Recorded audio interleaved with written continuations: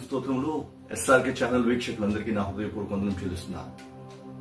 ఈరోజు ప్రకటన గ్రంథం 19వ అధ్యాయంలో ఉదాహరింపబడిన గొర్రెపిల్ల వివాహ మహోత్సవం మన దాని గురించి తెలుసుకోబోతున్నాం. వివాహం అనేది అన్ని విషయాలలో ఘనమైనదని బైబిల్ గ్రంథంలో రాయబడి ఉన్నది. దీనిని బట్టి వివాహం అన్నది లోకంలో అన్ని విషయంలో ఘనమైనదిగా ఎంచి దానికి ఒక ప్రత్యేకత ఇస్తారు. దీనికి ప్రధానులైన వారు వధువు వరుడు, దీనికి ఆహ్వానింపబడిన వారు. అంతేకాదు జీవితంలో ఒకేసారి జరిగే సంఘటన కాబట్టి దీనిని బహు ఘనముగా జరిగిస్తారు, బహు వేడుకగా జరిగిస్తారు. సమస్త కార్యముల కంటే దీనికి బహు ప్రాముఖ్యతను ఇస్తారు. అందువల్లనే వివాహములో సమస్త కార్యములు ఘనముగాను ఉన్నతమైన విధముగాను జరిగిస్తారు.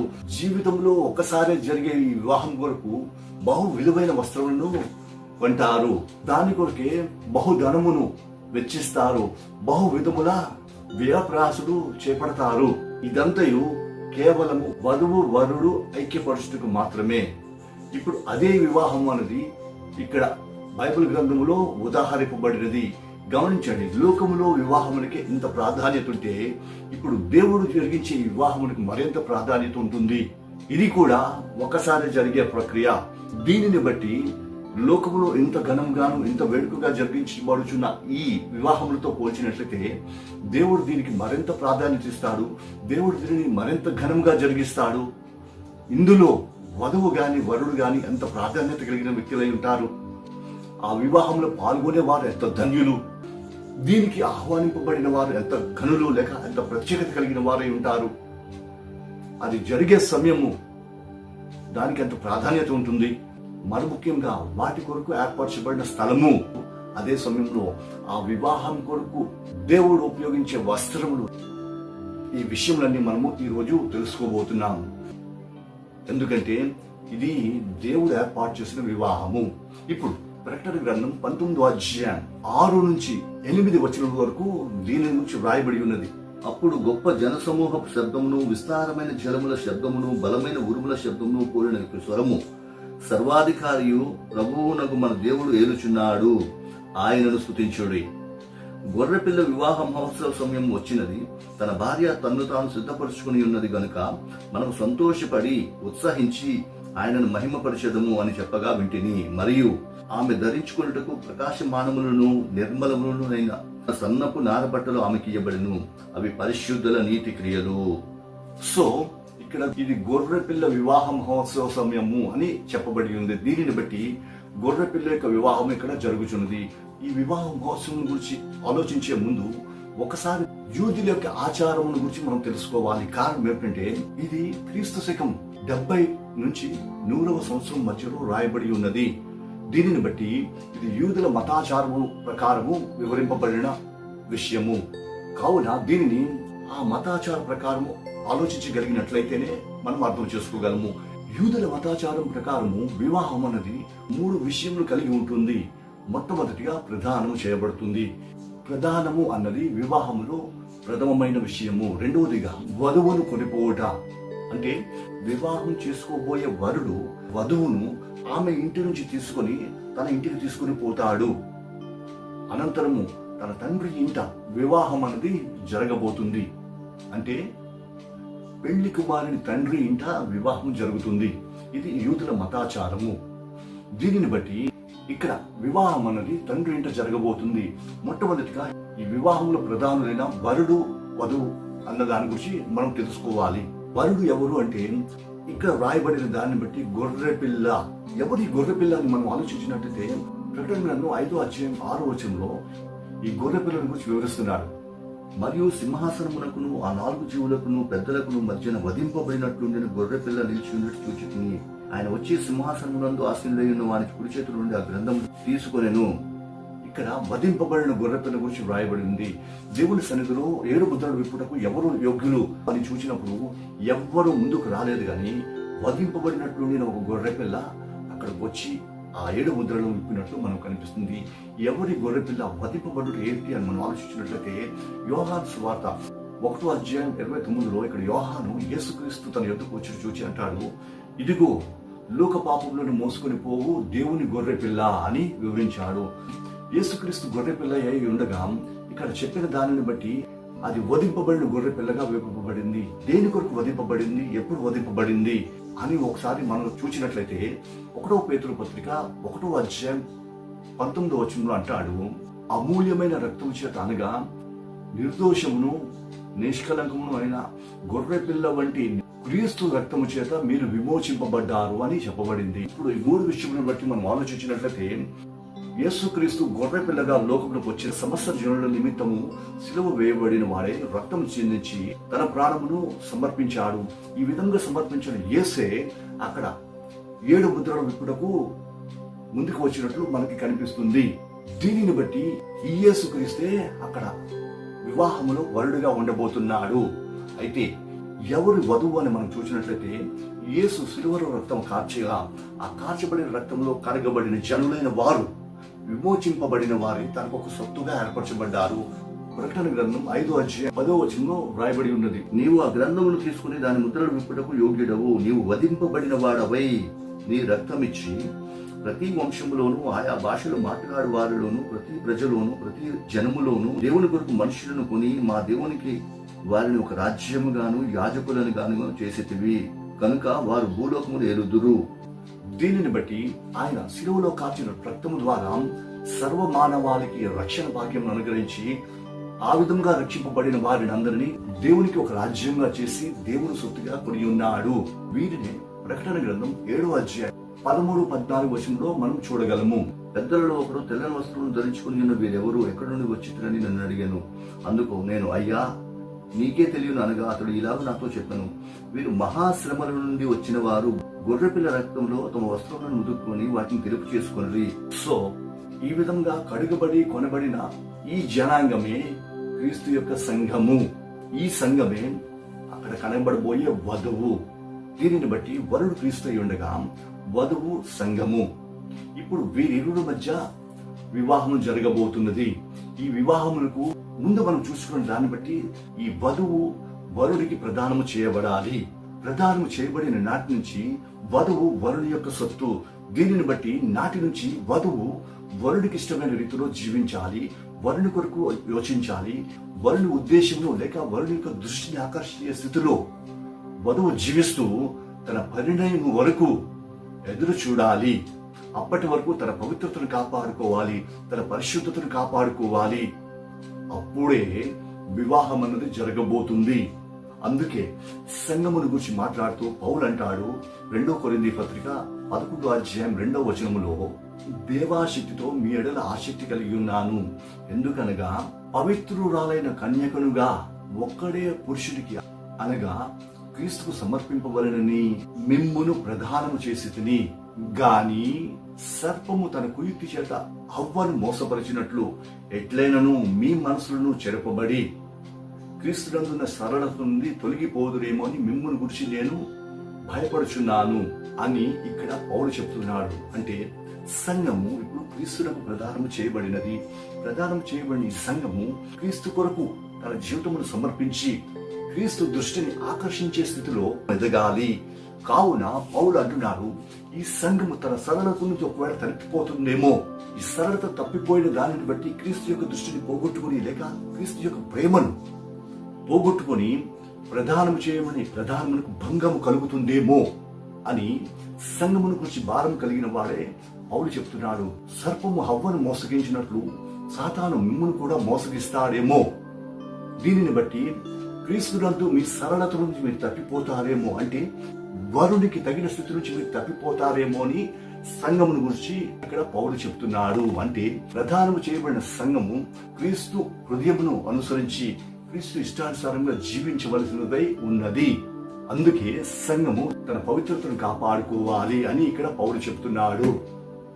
ఎందుకంటే ఈ సంఘమును క్రీస్తు తన స్వరక్తం ఇచ్చుకొనుకున్నాడు, తన భార్యగా స్వీకరించాడు. స్వీకరించిన యేసు తన కొరకు ప్రదానం చేసుకున్నాడు. ఎఫెసీ పత్రిక 5వ అధ్యాయం 25 నుంచి 27 వచనం వరకు సంఘమును ఎన్నుకొనుటను గురించి రాయబడి ఉన్నది. అటువలే క్రీస్తు కూడా సంఘమును ప్రేమించి అది కళంకమైనను ముడత అయినను అట్టిది మరి ఏదైనను లేక పరిశుద్ధమైనది గాను నిర్దోషమైనది గాను మహిమగల సంఘముగా ఆయన దానిని తన ఎదుట నిలవబెట్టుకొనవలెనని వాక్యముతో ఉదక స్నానము చేత దానిని పవిత్రపరిచి పరిశుద్ధపరచుటకై తన్ను తాను సమర్పించుకొనెను అని ఇక్కడ చెప్పబడింది. గమనించారా? క్రీస్తు ప్రదానం చేసుకునే ముందు తన్ను తాను ఈ సంఘమును కొనుటకు అప్పగించుకున్నాడు. అదే శిలువ మరణము. ఈ విధముగా కొనిన సంఘము ముడత అయిన కళంకమైన అంటే వివాహమునకు అయోగ్యమైన ఎటువంటి పరిస్థితి ఉండకుండా అటువంటి పరిస్థితి నుంచి తప్పించి యోగ్యకరమైన అంటే నిష్కలంకమైన నిర్మలమైన మహిమగల సంఘముగా తన కొరకు సిద్ధపరుచుకున్నాడట. కావున ప్రధానము చేయబడిన ఈ సంఘము ఇటువంటి మహిమగల స్థితిలో నుంచి, ఇటువంటి నిర్దోషమైన స్థితిలో నుంచి, ఇటువంటి నిర్మలమైన స్థితిలో నుంచి ఒకవేళ తప్పిపోతుందేమో అని పౌలు ముందు చెప్తున్నాడు. ఒక్కడే పురుషునికి ప్రదానం చేయబడిన కన్యకడిగా నేను సిద్ధపరిచుండగా ఒకవేళ సంగమా నీ స్థితి నుంచి తప్పిపోతావేమో అని భారం కలిగినట్టుగా అక్కడ చెప్తున్నాడు. సో ఈ విధంగా క్రీస్తు సంఘమును కొనుక్కొని తనకు ప్రదానం చేసుకుని ఉండగా ఇప్పుడు రెండో భాగంగా వరుడు వధువును ఆమె ఇంటి నుంచి తన తండ్రి ఇంటికి కొనుక్కోవలసి ఉన్నది. అప్పుడే వివాహం అనేది జరుగుతుంది. ఇదే విషయం మొదటి దశలోనికి పత్రిక 4వ అధ్యాయం 13 నుంచి 18 వచనంలో కనిపిస్తుంది. ముఖ్యంగా 16, 17 వచనంలో చూసినట్లయితే ఈ విషయం మనకు స్పష్టమవుతుంది. ఆర్భాటంతోనూ ప్రధాన దూత శబ్దంతోనూ దేవుని బోరుతోనూ పరలోకం నుంచి ప్రభు దిగివచ్చును. క్రీస్తునందుండి మృతులైన వారు మొదట లేతురు. ఆ మీదట సజీవుడముగా నిల్చుండు మనము వారితో కూడా ఏకముగా ప్రభువును ఎదుర్కొన్నట్టుకు ఆకాశ మండలమునకు మేఘముల మీద కొనిపోబడుదుము అని చెప్పి ఉన్నాడు. ఇక్కడ క్రీస్తు రహస్య రాకడ గురించి వివరిస్తుంది. ఈ రహస్య రాకడలో వివాహం కొరకు జరగబోయే ఆర్భాటం గురించి ముందు మనం తెలుసుకున్న రీతిగా ఇక్కడ కూడా క్రీస్తు తన సంఘం తీసుకొని పోవటకు వచ్చినప్పుడు ఆర్భాటంతో వస్తాడట, ప్రధాన దూత శబ్దంతో వస్తాడట, బోర ఊదుకుంటూ వస్తాడట. అప్పుడు ఆ విధంగా వచ్చినప్పుడు క్రీస్తు కొరకు ఏర్పరచబడిన సంఘము, క్రీస్తు కొరకు సిద్ధపడిన సంఘము, తన సరళత నుంచి తొలగిపోని సంఘము ఆ బోర శబ్దము విని క్రీస్తును ఎదుర్కొన్నట్టుకు వెళుతుందట. ఈ విధంగా వరుడైన క్రీస్తు తన వధువును ఆమె ఇంటి నుంచి అనగా లోకములో నుంచి తన తండ్రి ఇంటికి కొనిపోబోతున్నాడు. అక్కడ ఆమె కొరకు దేవుడు స్థలమును సిద్ధపరిచి ఉన్నాడు. యోహాను సువార్త 14వ అధ్యాయం 2-3 వచనంలో దీన్ని మనం చూడగలము. ఇది సంఘం అనబడిన వధువు కొరకు క్రీస్తు ఏర్పరిచిన ఏర్పాటు.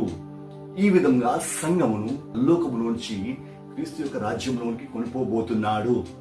ఇప్పుడు ఈ విధంగా ఏర్పడిన వరుడు వధువుకు జరగబోయే వివాహ స్థలము అన్నది మనం చూసినట్లయితే అది మహాఘనమైనది, అది ఉన్నతమైన స్థానము, దానికి ఒక ప్రత్యేకత ఉన్నది, దానికి ఒక ప్రాధాన్యత ఉన్నది. అదే పరదేశు. ఇక్కడ క్రీస్తు యొక్క వివాహం జరగబోతున్నది. ఇది క్రీస్తు తన సంఘమునకు లేక తన వధువుకు నిర్ణయించిన విశ్రాంతి స్థలము. ఈ స్థలములోనే క్రీస్తు తన సంఘమును పరిణయమాడబోతున్నాడు. అంటే క్రీస్తు సంఘము ఏకము కాబోతున్నారు. అయితే వివాహ సమయం ఎప్పుడు అని మనం ఆలోచించినట్లయితే గమనించండి, ఈ వివాహ సమయము అన్నది సంతోషకరమైన సంఘటన, జీవితములో మరచిపోలేని ఆనందభరితమైన కార్యము. కావున ఇది ప్రశాంతతతోనూ సమాధానంతోనూ సంతోషంతోనూ జరిగించే ప్రక్రియ. అందువలన ఇది సంఘం ఎత్తబడిన తరువాత క్రీస్తు రెండవ రాకడకు మధ్య జరగబోతుంది. ఎందుకంటే క్రీస్తు రెండవ రాకడలో ఆయన రౌద్రుడై న్యాయాధిపతిగా లోకములకు న్యాయము తీర్చుకు రాబోతున్నాడు. కావున ఇది రెండవ రాకడ వరకు ఉండదు. అయితే ఇది 19వ అధ్యాయంలో అనగా వేశ్యకు మహాబబులోనుకు లోకములకు తీర్పు జరిగిన సమయములో ఎందుకు రాసి ఉంచాడు అని ఒక్కసారి మనం యోచించినట్లయితే గమనించండి. శ్రమ కలగక ముందు మనుషునికి ప్రశాంతత విలువ తెలియదు. అందుకే ఇక్కడ వేశ్యకు లేక లోకములకు దేవుడు జరిగించబోయే తీర్పును లేక దేవుడు జరిగించబోయే నాశనము అన్నది చూపించినప్పుడు దానిని బట్టి సంఘములకు దేవుడు ఏర్పరిచే ఘనత అన్న దాని విలువను తెలియజేయనట్లుగాను ఇక్కడ వేశ్యకు తీర్పు తీర్చిన తర్వాత దేవుడికి వివాహం అన్న దాన్ని బయలుపరిచారు. దీనిని బట్టి వివాహంలో కలిగిన ప్రత్యేకత ఏమిటి, వివాహంలో సంఘము అనుభవించబోయే క్షేమస్థితి ఏమిటి, లేక సంఘములకు దేవుడు ఏర్పాటు చేసిన విశ్రాంతి ఏమిటి అన్న విషయంలో జనులు గ్రహించినట్లుగా మహాశ్రమలు లేక దేవుని యొక్క తీర్పులు చూపించిన తర్వాత వివాహముల గురించి ఇక్కడ వివరించాడు. దీనిని బట్టి చదివిన వారందరూ దేవుని యొక్క ఏర్పాటును లేక దేవుడు తన సంఘం కొరకు నియమించిన వివాహ మహోత్సవము, ఆ నిర్మలత్వము, ఆ క్షేమము, దేవుడు సంఘమునకు ఏర్పరిచిన విశ్రాంతి అన్నది గ్రహించగలరు అన్న ఉద్దేశంతో ఇక్కడ వ్రాయించి ఉన్నాడు. కాబట్టి ఈ గొర్రెపిల్ల వివాహ మహోత్సవం అన్నది సంఘం ఎత్తబడిన తర్వాత క్రీస్తు రెండవ రాకడ మధ్య జరగబోయే కార్యము. ఇప్పుడు వధువు యొక్క వస్త్రముల గురించి మనం ఆలోచించినట్లయితే ఆమెకు తెల్లని నార బట్టలు ఇచ్చినట్లు చూస్తున్నాము. అవి పరిశుద్ధుల నీతి క్రియలు అని చెప్పబడింది. ఇక్కడ పరిశుద్ధుల యొక్క ప్రత్యేకత లేక ఆ సంఘములో ప్రవేశించే వారి యొక్క స్థితి ఏ విధంగా ఉండబోతుంది అన్నది చెప్పాడు. ఎందుకంటే వారి యొక్క నీతి క్రియలు అక్కడ వారు అనుభవించారు. అంటే లోకములో మానవులు జరిగిస్తున్న క్రియలు అక్కడ వారు అనుభవించబోతున్నారు. పరిశుద్ధులైన వారు చేసిన నీతి క్రియలు అక్కడ అనుభవించబోతున్నారు. అందుకే 2 కొరింథీ పత్రిక 5వ అధ్యాయం 10వ వచనం అంటాడు కదా, వారి క్రియలు వారి వెంట వెళ్ళును. ఇక్కడ పరిశుద్ధ సంఘం గురించి మాట్లాడుతున్నారు కాబట్టి వీరి యొక్క పరిశుద్ధ క్రియలు వీరి వెంట వెళ్ళాయి. అవి అక్కడ వధువుకు వస్త్రముగా తొడగబడినవి. వీరి నీతి క్రియలను బట్టి వీరు ఎత్తబడిన వారు. అదే ప్రకటన గ్రంథం 7వ అధ్యాయం 13-14 వచనంలో కనిపిస్తుంది. గొర్రె పిల్ల రక్తంలో వారు తమ వస్త్రములను ఉదుకుకొని వాటిని తెలుపు చేసుకొని ఉన్నారు. సో పరిశుద్ధుల యొక్క నీతి క్రియలు అన్నవి లేక వారి యొక్క పవిత్రత అన్నది ఇక్కడ కనిపిస్తుంది. దీనిని బట్టి ఆ సంఘములో చేరిన వారందరూ పరిశుద్ధులు, పవిత్రులు, తమ పరిశుద్ధతను కాపాడుకుని వారు, వారిలో ఏ మలినము లేదు. ప్రకటన గ్రంథం 14వ అధ్యాయం 4-5 వచనంలో ఇక్కడ స్త్రీ సాంగత్యమును ఎరగక స్త్రీ సాంగత్యములను చెరపబడిన వారై ఉండి అనింద్యులుగా ఉంటున్నారు అని ఈ విధంగా పరిశుద్ధతను చూపిస్తున్నారు. అందుకే వీరి వస్త్రములు తెల్లనివిగా కనిపిస్తున్నవి. వీరి నీతి క్రియల గురించి మరికొంచెం పరిశోధించినట్లయితే సంఘములతో మాట్లాడుతూ 2వ అధ్యాయం 9-10 వచనంలో అంటాడు, నీవు దరిద్రతలో ఉన్నను, శోధనలో ఉన్నను, మరణము వరకు తమ స్థితిని కాపాడుకుని వారు. సో దరిద్రత అయినను శోధనలను అనుభవించి మరణము వరకైనను దేవుని కొరకు తమ పరిశుద్ధతను కాపాడుకుని వారు. 2వ అధ్యాయం 13వ వచనంలో హతసాక్షుల మధ్య నివసిస్తున్నప్పటికీ తనకు కలిగిన స్థితిని, తన విశ్వాసమును గట్టిగా పట్టుకుని వారు, అంటే దేవుడి నుంచి చలించని వారు, వీరు సాతానుకు లోబడిన వారు, వీరు తమ వస్త్రముల పరిశుద్ధతను కాపాడుకునే వారు. 3వ అధ్యాయం 4వ వచనం, వీరు దేవుని కొరకు ఓర్పు కలిగిన వారే, శోధన కాలములో కూడా ఓర్పును గూర్చి దేవుని యొక్క సాక్ష్యము పొందిన వారు. క్షుణ్ణంగా చెప్పాలంటే వీరందరూ ఎవరంటే లోకమును జయించిన వారు, లోకాధిపతిని జయించిన వారు, లోకములో సాతానును ఓడించిన వారు, అంటే జయ జీతము కలిగిన వారు. వీరి పేరులు జీవ గ్రంథములో రాయబడతాయట. సో ఇట్టి విధమైన స్థితి కలిగిన వారే, తమ పరిశుద్ధతను కాపాడుకున్న వారే నీతిమంతులుగా తీర్చబడి వారు జరిగించిన ఈ కార్యములు నీతి కార్యములుగా వస్త్రముల వలె ఆనాడు దేవుడు అలంకరించబోతున్నాడు. గమనించండి, వీరి నీతి క్రియలను బట్టి దేవుడు అక్కడ వధువును అలంకరిస్తున్నాడు. సో లోకంలో సంఘంలో జీవిస్తున్న నీవు నేను మనం జరిగించే నీతి క్రియలను బట్టి ఆనాడు ఆ పరిశుద్ధ సంఘంలోకి వస్త్రములు కలగబోతున్నవి. దీనిని బట్టి మన నీతిని, మన భక్తిని, మన ఓర్పును, మన సహనమును ఎంతవరకు కాపాడుకోగలమో అంత మహిమ గల వస్త్రములు ఆ దినమున వధువుగా ఆయన వద్దకు చేరబోయే సంఘంకు దేవుడు ఇవ్వబోతున్నాడు. ఇంతవరకు వినిన దాన్ని బట్టి గొర్రెపిల్ల వివాహ మహోత్సవం గురించి మనం తెలుసుకున్నాము. ఆమెకి ఇవ్వబడే వస్త్రముల గురించి మనం తెలుసుకున్నాము. ఇప్పుడు గొర్రెపిల్ల వివాహ మహోత్సవమునకు పిలువబడిన వారు ధన్యులు అని చెప్పబడింది. ఎవరి పిలువబడిన వారు అని మనం ఆలోచించినట్లయితే పిలువబడిన వారు సంఘము కాక బంధువులు, మిత్రులు. ఇక్కడ బంధువులుగా పిలువబడిన వారు ఎవరు అని మనం చూసినట్లయితే యేసుక్రీస్తు శిలువ మరణం పొందిన తరువాత పునరుద్ధానుడే ఆరోహణమైనట్లు మనం చూస్తున్నాము. ఆ ఆరోహణమైనప్పుడు శరణు చెరగా తీసుకుని పోయినట్లు ఎఫెసీ పత్రిక 4వ అధ్యాయం 8-10 వరకు కనిపిస్తుంది. దీనిని బట్టి మరణించి సమాధి చేయబడిన యేసుక్రీస్తు భూమి యొక్క అడుగు భాగంలోకి వెళ్ళి అక్కడ చెరలో ఉన్న పాత నిబంధన భక్తులందరినీ తీసుకుని ఉన్నతమైన స్థానంలోకి తీసుకుని పోయాడు. ఎక్కడికి తీసుకుని పోయాడు అంటే దేవుడిని 3వ ఆకాశంలోకి తీసుకుని పోయి అక్కడ పరదైసును ఏర్పాటు చేసి ఆ పరదైసులో వీరిని ఉంచాడు. ఇప్పుడు ఆ పరదైసులో పాత నిబంధన భక్తులందరూ ఉన్నారు. అదే సమయంలో ఇప్పుడు ఈ సంఘమునకు క్రీస్తుకు జరగబోయే వివాహ వేదిక ఆ పరదేశే.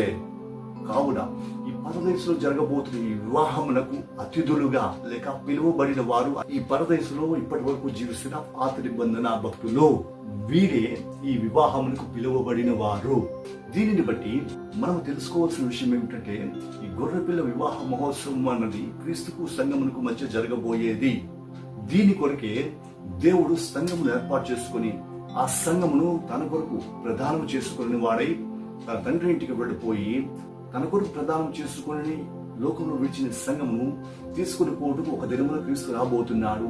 ఆ విధంగా వచ్చినప్పుడు తన పరిశుద్ధతను కాపాడుకొని తన పవిత్రతను కాపాడుకొని నిష్కలంకంగాను నిర్మలముగాను ఉన్న సంఘము ఎత్తబడబోతుంది. ఆ సంఘమును అక్కడ క్రీస్తు వివాహం చేసుకోబోతున్నాడు. కావున తన పరిశుద్ధతను పవిత్రతను కాపాడుకొని నిష్కలంకముగాను నిర్మలముగాను ఉన్న సంఘములో నీ ఉండగల స్థితిలో ఉన్నావా? అట్టి విధంగా ఉన్నవాడు అయితే, అట్టి విధంగా ఉన్న దానమైతే ధన్యురాలవు. క్రీస్తు వచ్చినప్పుడు ఆయన కొనిపోయే సంఘములో నీవు కూడా ఉండబోతున్నావు.